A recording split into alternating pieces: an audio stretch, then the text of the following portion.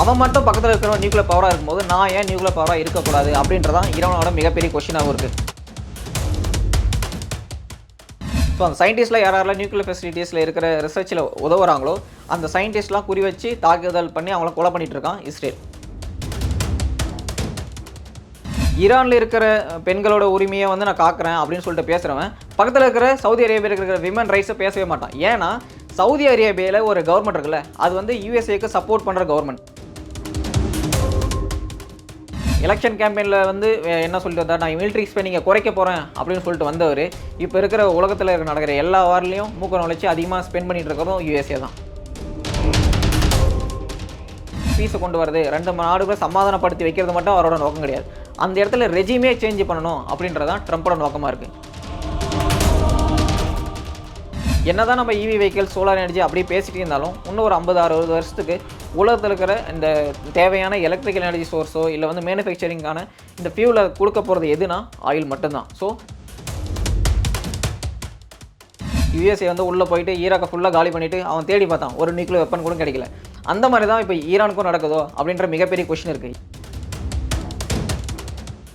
So இங்கே பொலிட்டிக்கலாக யார் வந்து ஆயில் ப்ரைஸஸை கண்ட்ரோல் பண்ணுறாங்களோ, யார் ஆயில் ரிச் கண்ட்ரிஸை வந்து கண்ட்ரோல் பண்ணுறாங்களோ அவங்க தான் இங்கே மிகப்பெரிய சூப்பர் பவராக இருப்பாங்க.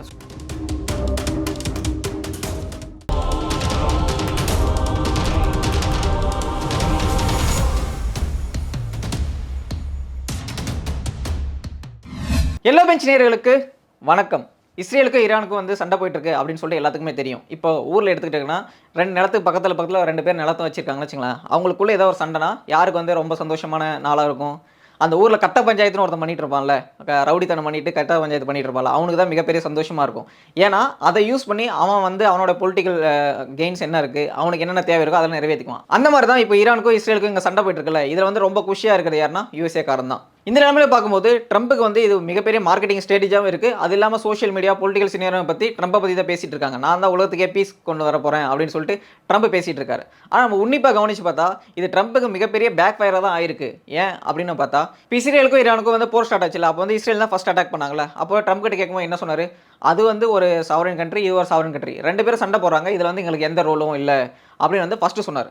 அடுத்து என்ன பண்ணார், நாங்கள் ஈரானுக்குள்ளே வந்து நியூக்ளியர் டீல்லாம் இருக்கக்கூடாது, நியூக்ளியர் என்ரிச்மெண்ட் ப்ரோக்ராம் நடத்தக்கூடாது அப்படின்னு சொல்லிட்டு ஒரு பேச்சுவார்த்தையில் இருக்கும். அதில் வந்து ஈரான் வந்து சைன் பண்ணியே ஆகணும், அப்படி இல்லைனா நாங்கள் இஸ்ரேலை யூஸ் பண்ணி அவர் அடிப்போம் அப்படின்னு சொன்னார். அடுத்த ஸ்டெப் என்ன பண்ணார், இங்கே வந்து ரெஜிமே சேஞ்ச் பண்ணணும், அதாவது ஈரானில் இருக்கிற தலைமையே சேஞ்ச் பண்ணணும் அப்படின்னு பேசினார். இப்போ வந்து என்ன பண்ணியிருக்காருன்னா, ஈரான் வந்து இஸ்ரேல் கூட போர் நிறுத்தத்துக்கு போகலன்னா நாங்கள் ஈரானை காலி பண்ணிடுவோம் அப்படின்னு பேசிகிட்டு இருக்காரு. இந்த இடத்துல நம்ம பார்க்கும்போது என்ன தோணுதுன்னா, ட்ரம்ப் வந்து தேவையில்லாத எல்லா இடத்துலையும் மூக்க நுழைச்சிட்டு இருக்காரோ அப்படி தான் தோணுது. இப்போ இஸ்ரேல் எடுத்துக்கிட்டா அவங்க மிகப்பெரிய குற்றச்சாட்டை வந்து ஈரான் மேலே என்ன வைக்கிறாங்கன்னா, அங்கே வந்து நியூக்ளியர் என்ரிச்மெண்ட் ப்ரோக்ராம் பண்ணுறாங்க, அதாவது அணு ஆயுத சோதனைகள் நடத்தி அங்கே வந்து அணு ஆயுதங்களை உற்பத்தி பண்ணுறாங்க அப்படின்றத அவங்களோட மிகப்பெரிய குற்றச்சாட்டாக இருக்குது. ஸோ இந்த நிலைமையில் இப்போ வந்து இஸ்ரேல் வந்து பக்கத்தில் இருக்காங்க, அவன் வந்து நியூக்ளியர் பவராக இருக்கான். அப்போ வந்து சொல்கிறான், அவன் மட்டும் பக்கத்தில் இருக்கிறவன் நியூக்ளியர் பவராக இருக்கும்போது நான் ஏன் நியூக்ளியர் பவராக இருக்கக்கூடாது அப்படின்றதான் ஈரானோட மிகப்பெரிய கொஸ்டினாகவும் இருக்குது. இப்போ மிடில் ஈஸ்ட் ரீஜன் எடுத்துக்கிட்டால் அங்கே வந்து அதிகமான மக்கள் யாராக இருப்பாங்கன்னா முஸ்லீம் நாடுகளை சேர்ந்த மக்களாக தான் இருப்பாங்க. அது இல்லாமல் அங்கே வந்து இன்னமும் அரசர்கள் ஆட்சியும், அது இல்லாமல் முஸ்லீம் ரிப்பப்ளிக் அப்படின்னு சொல்கிற கண்ட்ரிஸ் தான் அதிகமாக இருக்கும். ஸோ இங்கே முக்கியமாக பார்க்க வேண்டிய விஷயம் என்னென்னா, அந்த இடத்துல எல்லாரும் முஸ்லீம் கண்ட்ரியாக இருக்கும்போது ஒரு கண்ட்ரி மட்டும் ஜியூஎஸ் மெஜாரிட்டி, ஜியூஎஸோட ஒரு முக்கியமான கண்ட்ரியாக பார்க்கப்படுது. அது எதுனா இஸ்ரேல் தான். ஸோ இஸ்ரேல் என்ன சொல்கிறான்னா, இங்கே இருக்கிற முஸ்லீம் கண்ட்ரிலாம் சேர்ந்து என்னை அடிக்க பார்ப்பான், அதனால் அவங்கள்ட்ட நான் ப்ரொடெக்ட் பண்ணுறதுக்காக நியூக்ளியர் வெப்பன் வச்சிருக்கேன் அப்படின்னு சொல்கிறான். இப்போ ஈரானில் வந்து நிறைய நியூக்ளியர் ஃபெசிலிட்டிஸ் வந்து நியூக்ளியர் ரிசர்ச் போயிட்டு இருக்கு அப்படின்னு சொல்கிறாங்களா. ஸோ அதில் வந்து நிறைய சயின்டிஸ்ட் ஈடுபட்டிருப்பாங்க. ஸோ அந்த சயின்டிஸ்ட்டில் யாரெல்லாம் நியூக்ளியர் ஃபெசிலிட்டிஸில் இருக்கிற ரிசர்ச்சில் உதவுறாங்களோ அந்த சயின்டிஸ்ட்லாம் குறி வச்சு தாக்குதல் பண்ணி அவங்கள கொலை பண்ணிட்டு இருக்கான் இஸ்ரேல். இப்போ ஈரான் என்ன சொல்கிறான்னா, நீ வந்து என்ன வேணால் சொல்லிக்கோ, ஆனால் நான் ஒரு சாவரன் கண்ட்ரி, என் கண்ட்ரியில் என்னுடைய நாட்டுக்காக ரிசர்ச்சில் இருக்கிற ஒரு சயின்டிஸ்ட்டை நீ எப்படி கொல்ல முடியும்? அதுதான் இங்கே மிகப்பெரிய பிரச்சனையாகவே இருக்குது. இப்போ இஸ்ரேலுக்கும் ஈரானுக்கும் ஒரு சண்டை போதில்லை. இதில் வந்து நம்ம வெளிப்படையாக என்ன பார்க்குறோம், அவன் வந்து நியூக்ளியர் வெப்பன் வச்சிருக்கான், இவன் வந்து நியூக்ளியர் வெப்பன் வச்சுன்னு, ஆனால் அவன் நியூக்ளியர் வெப்பனை ட்ரை பண்ணுறதுக்காக இஸ்ரேல் வந்து அட்டாக் பண்ணுறான் அப்படின்னு சொல்லி நம்ம வெளிப்படையாக பார்த்துட்டு இருக்கலாம். ஆனால் அங்கே முக்கியமான அரசியலே என்னென்னா ஆயில் தான். ஏன்னா இப்போ வந்து மிடில் ஈஸ்ட் ரீஜன் எடுத்துக்கிட்டா வச்சுங்களேன், அது பக்கத்தில் இருக்கிற எல்லா கண்ட்ரிலுமே ஆயில் ரிச் கண்ட்ரிஸ். ஸோ ஒரு கண்ட்ரி இருக்குன்னா அந்த கண்ட்ரியில் யார் டெசிஷன் எடுப்பா, அப்போது அங்கே இருக்கிற அரசாங்கமோ இல்லை வந்து ஒரு பியூரோக்ரஸி தான் அங்கே வந்து டெசிஷன் எடுப்பாங்க யாருக்கு ஆயில் போகணும். அந்த வகையில் பார்க்கும்போது ஈரானில் இருக்கிற கவர்மெண்ட் வந்து யூஎஸ்ஏக்கு சப்போர்ட் பண்ணாத கவர்மெண்ட். இப்போ யூஎஸ்ஏக்காரன் என்ன சொல்கிறான்னா, ஈரான் வந்து ஒரு ஃபண்டமெண்டல்ஸ் கண்ட்ரியாக இருக்கான், ரொம்ப வந்து அடிப்படைவாதியாக இருக்கான், பெண்களுக்கு எந்த உரிமையை கொடுக்குறதில்ல அப்படின்னு சொல்லிட்டு ஒரு குற்றச்சாட்டு வைக்கிறான்ல. இப்போ ஈரான் இருக்குது, பக்கத்தில் வந்து சவுதி அரேபியா ஒரு கண்ட்ரி இருக்குல்ல, அந்த சவுதி அரேபியாவில் ஈரானில் ஒரு பெண்களுக்கு ஒரு உரிமை இருக்குல்ல, அந்த உரிமை கூட சவுதி அரேபியாவில் இருக்கிற பெண்களுக்கு இல்லைன்றதான் ரொம்ப முக்கியமான விஷயம். ஸோ ஈரானில் இருக்கிற பெண்களோட உரிமையை வந்து நான் காக்கிறேன் அப்படின்னு சொல்லிட்டு பேசுகிறவன் பக்கத்தில் இருக்கிற சவுதி அரேபியாவில் இருக்கிற விமன் ரைட்ஸை பேசவே மாட்டான். ஏன்னா சவுதி அரேபியாவில் ஒரு கவர்மெண்ட் இருக்குல்ல, அது வந்து யூஎஸ்ஏக்கு சப்போர்ட் பண்ணுற கவர்மெண்ட். அங்கே மிடில் ஈஸ்ட்டில் என்ன பிரச்சனை வந்தாலும் அவனுக்கு வந்து மார்க்கெட் வேணும், எனக்கு வந்து பிஸ்னஸ் நடக்கணும்னு சொல்லிட்டு சவுதி அரேபியா வந்து யூஎஸ்ஏல என்ன சொன்னாலும் செஞ்சுட்டு இருக்கான். ஸோ நம்ம இங்கே முக்கியம் பார்க்க வேண்டிய விஷயம் என்னன்னா, அந்த மிடில் ஈஸ்ட் ரீஜனில் என்னென்ன கண்ட்ரீஸ்லாம் இருக்கோ அதோட கவர்மெண்ட்ஸ் இருக்காங்களே, அவங்க எல்லாமே யூஎஸ்ஏ சப்போர்ட்டட் கவர்மெண்ட்ஸாக இருந்தால் தான், யூஎஸ்ஏக்கு வந்து ஒத்துவர கவர்மெண்ட்ஸாக இருந்தால் மட்டும்தான் அந்த ஆயில் ப்ரைஸஸை வந்து யூஎஸ்ஏ வந்து டிமாண்ட் பண்ணி அதை வந்து குறைக்கவோ ஏற்றவோ முடியும். ஸோ இந்த வகையில் தான் இப்போ வந்து ஈரான் எடுத்துக்கிட்டாலும், இதுக்கு முன்னாடி சிரியா, இப்போ வந்து காசா ஸ்ட்ரிப்பில் இருக்கிற ஆயில் ரிசோர்ஸஸ், அதுக்கடுத்து இந்த சைடு இருக்கிற எல்லா கண்ட்ரிஸுமே இதுக்கு முன்னாடி யாராக இருந்தாங்கன்னா அவங்க வந்து யூஎஸ்ஏக்கு ஆப்போசிட் கண்ட்ரிஸாக இருக்காங்க. அப்போது இவன் என்ன பண்ணுறான்னா, இஸ்ரேலுக்கு வந்து ஒரு ஃபண்டை கொடுத்து இஸ்ரேலை வந்து பக்கத்தில் இருக்கிற கண்ட்ரிஸ்லாம் அட்டாக் பண்ணுறான்ல. இதுக்கு முன்னாடி சிரியா வந்து யாருக்கிட்ட இருந்தனா ரஷ்யா சப்போர்ட்டில் இருந்தான், ஆப்போசிட்டில் வந்து யூஎஸ்ஏக்கு நான் சப்போர்ட் பண்ண மாட்டேன்னு சொல்லியிருந்தான். இப்போ சிரியாவை வந்து அட்டாக் பண்ணி சிரியாவை கண்ட்ரோல் எடுத்தாச்சு. சின்ன வயசில் நம்ம அதிகமாக கேள்விப்பட்டோம், ஈராக்னு ஒரு நாடு இருந்துச்சு, அது இல்லாமல் அதில் வந்து சதாம் ஹுசேன் ஒருத்தர் இருந்தார், அவர் வந்து நியூக்ளியர் வெப்பன்ஸ்லாம் வந்து கிரியேட் பண்ணிட்டு இருந்தார், அந்த உலகத்துக்கான அமைதிக்கு ஆபத்தே அவர் தான் அப்படின்னு பேசியிருந்தாங்க. ஆனால் யூஎஸ்ஏ வந்து உள்ளே போயிட்டு ஈராக்கை ஃபுல்லாக காலி பண்ணிவிட்டு அவன் தேடி பார்த்தான், ஒரு நியூக்ளியர் வெப்பன் கூட கிடைக்கல. அந்த மாதிரி தான் இப்போ ஈரானுக்கும் நடக்குதோ அப்படின்ற மிகப்பெரிய கொஸ்டின் இருக்குது. ஆப்ரேஷன் சிந்து டைமில் இந்தியா பாகிஸ்தான் வந்து சண்டை போட்டுருந்தாங்களே, அப்போ கூட இப்போ ட்ரம்ப் என்ன ஒரு ட்வீட் போட்டுருந்தாரு, இங்கே வந்து இந்தியா பாகிஸ்தான பீஸ் ட்ரீட்டியாக நான் தான் மீடியேட் பண்ணேன், இந்த உலகத்தில் இருக்கிற பீஸையே காக்கிறதுக்கு நான் தான் வந்திருக்கேன் அப்படின்னு சொல்லிட்டு பேசியிருந்தார். அதே மாதிரி தான் இஸ்ரேல் ஈரான் பிரச்சனையிலையும் அவர் வந்து நான் தான் இங்கே வந்து பீஸ் ட்ரீட்டியை கொண்டு வந்தேன் அப்படின்னு சொல்லிட்டு அவர் பேசியிருந்தார். அந்த டைமில் ஈரான் வந்து ஒரு பதிலடி கொடுத்தாங்க. அவர்லாம் ஒரு ஆள், அவர் சொல்கிறதெல்லாம் கேட்க முடியாது.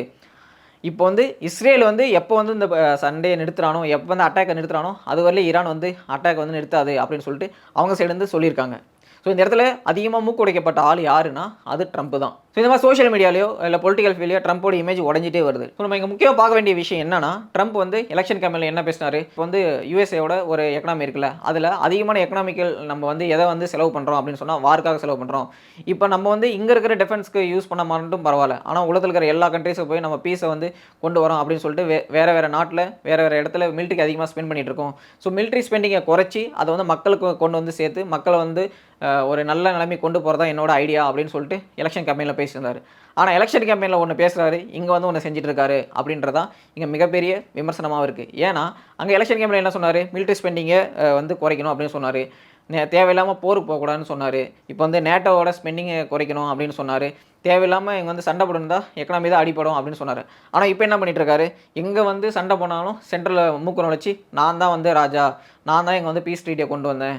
அது இல்லாமல் இப்போ வந்து ஈரானில் அட்டாக் பண்ணியிருக்காங்க, பதிலுக்கு வந்து ஈரானை அட்டாக் பண்ணியிருக்காங்க, அவங்களுக்கும் சேதம் இருக்குது, இவங்களுக்கும் சேர்ந்து இருக்குது. ஸோ இந்த இடத்துல இஸ்ரேல் ஈரான் சண்டை போட்டிருக்காங்களா, இப்போ இஸ்ரேலுக்கான அதிகமான பொலிட்டிக்கல் ஃபண்டிங்கோ அதிகமான ஆர்ம்ஸ் ட்ரேடோ யார் கொடுக்குறது, அதுவும் யூஎஸ்ஏ தான். ஸோ இன்டெரக்டாக அவர் என்ன பண்ணுறாருன்னா, எலெக்ஷன் கேம்பெயினில் வந்து என்ன சொல்லிட்டு வந்தார், நான் மிலிட்ரி ஸ்பெண்டிங்கை குறைக்க போகிறேன் அப்படின்னு சொல்லிட்டு வந்தவர் இப்போ இருக்கிற உலகத்தில் நடக்கிற எல்லா வார்லையும் மூக்க நுழைச்சி அதிகமாக ஸ்பெண்ட் பண்ணிட்டு இருக்கிறதும் யூஎஸ்ஏ தான். எந்தெந்த கண்ட்ரீஸ்லாம் மிடில் ஈஸ்ட்டில் அவங்களோட கண்ட்ரோலில் இல்லையோ, அவங்களுடைய இன்ட்ரெஸ்ட்டுக்கு வந்து எதிராக வேலை செய்கிறாங்களோ அந்த கண்ட்ரீஸ்க்குலாம் வந்து இப்போ நியூக்ளியர் வெப்பன் வச்சுருக்காங்கன்னு ஒரு சாயம் பூசுறது, அங்கே வந்து விமனுக்கு ரைட்ஸ் இல்லை, அது வந்து இஸ்லாமிக் ஃபண்டமெண்டலிஸ்ட் கண்ட்ரிஸ் அப்படின்னு சொல்லிட்டு ஒரு சாயம் பூசி அந்த கண்ட்ரிஸை வந்து ஒரு பொலிட்டிக்கலாக டேமேஜ் பண்ணுறது. ஸோ இங்கே முக்கியமாக பார்க்க வேண்டியது என்னென்னா, ட்ரம்ப்போட ட்வீட்ஸ் பார்த்தாவே அதுலேயே ஒரு முக்கியமான விஷயம் இருக்குது. அது என்னன்னா, அவருக்கு வந்து இங்கே வந்து ஒரு பொலிட்டிக்கலாக ஒரு பீஸை கொண்டு வரது, ரெண்டு நாடுகளை சமாதானப்படுத்தி வைக்கிறது மட்டும் அவரோட நோக்கம் கிடையாது. அந்த இடத்துல ரெஜிமே சேஞ்ச் பண்ணணும் அப்படின்றதான் ட்ரம்ப்போட நோக்கமாக இருக்குது. அவரோட ட்வீட்டில் வந்து ரெஜிம் சேஞ்ச் பண்ணுறது, அதாவது ரெஜிம் சேஞ்ச் பண்ணுறது என்னென்னா, அங்கே வந்து ஒரு ஆட்சியாளர் இருக்காங்கல்ல, ஈரானில் ஒரு ஆட்சியாளர் இருக்கார், அவரையே சேஞ்ச் பண்ணணும் அப்படின்றது தான் ட்ரம்ப்போட ஐடியாவாக இருக்குது. ஸோ ஒரு சாவரின் கண்ட்ரியாக இருக்காங்க ஈரான், அவங்களோட தலைமையை அந்த மக்கள் தான் மாற்றணும், அவங்க தான் பொலிட்டிக்கல் சிஸ்டமில் சேஞ்சஸ் கொண்டு வந்து அவங்க தான் மாற்றணும். ஸோ இவர் வந்து வெளியே உட்காந்துக்கிட்டு ஒரு சாவரின் கண்ட்ரியான ஈரானோடைய தலைமையை சேஞ்ச் பண்ணணும் அப்படின்னு சொல்லிட்டு பேசுகிறதே அந்த கண்ட்ரியோட சாவரிட்டிக்கு எதிரான விஷயம். ஸோ இங்கே என்ன பண்ணுறாங்கன்னா, யூஎஸ்ஏ அவங்களோட பொலிட்டிக்கல் கெயின்ஸ்க்காக இப்போ அங்கே இருக்கிற ஆயில் கண்ட்ரிஸை ஃபுல்லாக தன்னுடைய கண்ட்ரோலில் வரணும் அப்படின்னு சொல்லிட்டு இவங்க நினச்சிக்கிட்டு அங்கே ஈரானில் தனக்கு எதிராக ஒரு கவர்மெண்ட் இருக்குல்ல, அதை வந்து டாப்பிள் பண்ணணும் அப்படின்னு நினச்சி தான் இந்த செயல்கள்லாம் செஞ்சுட்டு இருக்காங்க. இப்போ உலகத்தில் அதிகம் என்ன பேசிட்டு இருக்காங்க, சோலார் எனர்ஜி, இவி வெஹிக்கல்ஸ் அப்படின்னு பேசிகிட்டு இருக்காங்க. ஆனால் என்ன தான் நம்ம இவி வெஹிக்கல்ஸ் சோலார் எனர்ஜி அப்படி பேசிகிட்டு இருந்தாலும் இன்னும் ஒரு 50-60 வருஷத்துக்கு உலகத்தில் இருக்கிற இந்த தேவையான எலக்ட்ரிக்கல் எனர்ஜி சோர்ஸோ இல்லை வந்து மேனுஃபேக்சரிங்கான இந்த ஃபியூலை கொடுக்க போகிறது எதுனா ஆயில் மட்டும்தான். ஸோ இங்கே பொலிட்டிக்கலாக யார் வந்து ஆயில் ப்ரைஸஸை கண்ட்ரோல் பண்ணுறாங்களோ, யார் ஆயில் ரிச் கண்ட்ரிஸை வந்து கண்ட்ரோல் பண்ணுறாங்களோ அவங்க தான் இங்கே மிகப்பெரிய சூப்பர் பவராக இருப்பாங்க. ஸோ இஸ்ரேல் ஈரானோட போரை எடுத்துக்கிட்டால் அங்கே வந்து நியூக்ளியர் வெப்பன் இருக்குது இல்லை அப்படின்னு சொல்லிட்டு அவங்க ஒரு சண்டை போட்டிருக்காங்க. இது வந்து ஒன் ஆஃப் த ரீசன் மட்டும்தான் தவிர அந்த இடத்துல மிகப்பெரிய ஆயில் ரிசோர்ஸ் இருக்குது, அதை யார் கண்ட்ரோல் எடுக்க போகிறா. ஸோ அதனால தான் ஏற்கனவே ஈராக்கை கண்ட்ரோல் எடுத்தான், இப்போ வந்து சிரியா கண்ட்ரோல் எடுத்திருக்கான், அந்த காசா ஸ்ட்ரிப் ஃபுல்லாக கண்ட்ரோல் இருக்குது. கத்தார், யுஏ, அரபி, சவுதி அரேபியா என்று எல்லா கண்ட்ரிஸும் அவங்க கண்ட்ரோல் இருக்குது. இப்போ மிடில் ஈஸ்ட் ரீஜன் எடுத்துக்கிட்டால் ஈராக் இருக்காங்களே, அவங்கள ஏற்கனவே இந்த மாதிரி ஒரு காரணத்தை சொல்லி காலி பண்ணிட்டாங்க. அந்த மாதிரி இப்போ வந்து அங்கே ஒரு கண்ட்ரி இருக்குன்னு வச்சுங்களேன், அதில் வந்து தனக்கு தேவையான ஒரு கவர்மெண்ட்டை என்ன கொண்டு வந்து வச்சு ஆயில் ப்ரைஸஸை அவன் டிசைட் பண்ணுறான். ஸோ இந்த மாதிரி இப்போ வந்து ஈராக்கு வந்து ஒரு பிரச்சனை வந்துச்சுல, அதே தான் இப்போ ஈரானுக்கு வந்திருக்கு. ஸோ வெளிப்படையாக பார்க்கும்போது நியூக்ளியர் வெப்பன் யார் வச்சிருக்காங்க, யார் வச்சிருக்க கூடாது அப்படின்ற ஒரு சண்டை போயிட்டு இருந்தாலும், பேக்ரவுண்டில் பார்க்கும்போது அங்கே வந்து யார் அந்த ஆயில் ரிசோர்ஸ் எல்லாம் கண்ட்ரோல் பண்ணுறாங்க அப்படின்ற பாலிடிக்ஸ் தான் அங்கே வந்து முக்கியமாக நிற்குது. யார் அந்த ஆயில் ரிசோர்ஸஸ் ரீஜனை கண்ட்ரோல் பண்ண போகிறாங்க, யூஎஸ்ஏ வந்து தன்னோட கண்ட்ரோல் அந்த ரீஜன்லேருந்து போகக்கூடாது அப்படின்னு சொல்லிட்டு தான் இந்த போரே அவன் நடத்திட்டு இருக்கான். இந்த மாதிரி இன்னொரு முக்கியமான வீடியோவில் வந்து உங்களை சந்திக்கிறேன். அது வரைக்கும் நன்றி, வணக்கம்.